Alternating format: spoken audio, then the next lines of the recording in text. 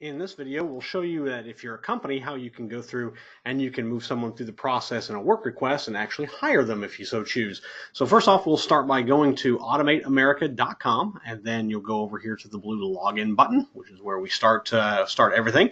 Make sure you enter your email ID, the one that you'd use to sign up with your account.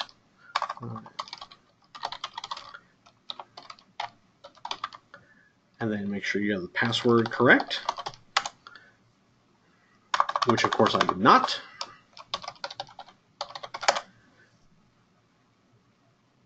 And that will take you to your dashboard.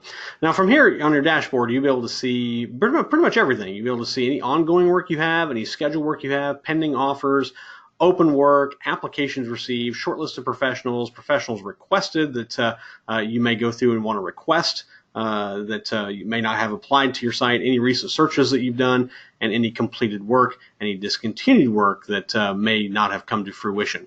So you have the ability on your dashboard to search for professionals. You can create work. Obviously, we've talked about that. You can edit your profile and obviously update your password. But for this, for the purpose of this, I want to show you how you can look at applications received and what you can do with those. So we'll go here to this little tab. If you look from the very top right here, kind of in the middle where it says applications received, you see you've got 2 applications received for your work. And you can see kind of the 2 people who have applied. You have the ability here to actually look at their profile if you so choose. So if you want to look at an individual profile, you can do that. So you can actually just click and open, and you can see what their profile is. It's a good start and see what their programming skills are, what their competencies are, their skilled trades, their applications, occupations, industries, their work experience, and any education they may have, as well as equipment competencies. You can see that this person does have a resume available, and here's their software competencies as well.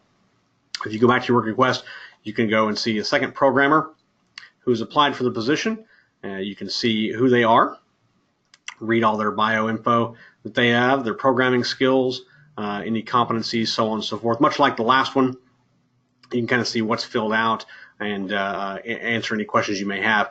Programmers have been kind of told that they need to be as robust with their profile as possible to give you, the hiring person or the engineer for the project, the ability to look and see exactly who they are and what they can do. So from here, you can see you've got 2 people who have applied. Let's say you've gone through and you looked at both of them and you like John S. So what you can do here, very simple, is you can shortlist them. What this does, this just puts them in a different bucket to move them on in the process, and you can also reject an individual. So we're going to go ahead to this applicant here, and we're going to reject them out, and that takes them out.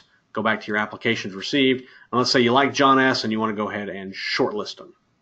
So from here, now you see it's moved from applications received down to shortlisted professionals, and here you can see what they have, that they're available. You also see what your job is. You can go to your dashboard here if you so choose. And then let's say you want to go ahead and send them an offer. You've talked to them, you're ready to go, and this is the person you want for either your project or for the work that you have. So go ahead and you can send offer. And then this will pop up the master services agreement. And basically what this is it populates with all the information that you put in your work request, including the pay terms that you have, the net pay terms, the expenses you'll reimburse, and then all the legal language that involves a master service agreement. Read through this. You have the option here to print it and read it later, or you can go back. But one thing you want to do is once you have gone through it, you want to go through and you want to accept the MSA. You'll also get an email to the email address that you have that will indicate that you have accepted an MSA, and you're able to go to that email and see that MSA again if you so choose, if you did maybe print it from the screen. So this here has you all lined up, and that you've got a professional that is ready to go, and then it'll be up to the professional to decide how they want to proceed and accept their side of the offer. So you can see here that you have a pending offer, and it is with John S. And you can also view the MSA from here in your dashboard, and you have other options as well. So it's really just that simple. It doesn't take any time at all. It just kind of depends on how much you want to look at, what you want to do. You have the option to interview any potential applicants as you see fit, and you can do that by just letting us know who you'd like to interview, and we're more than happy to set that up. That does it for this. If you have any questions, by all means, email us at info@automateamerica.com.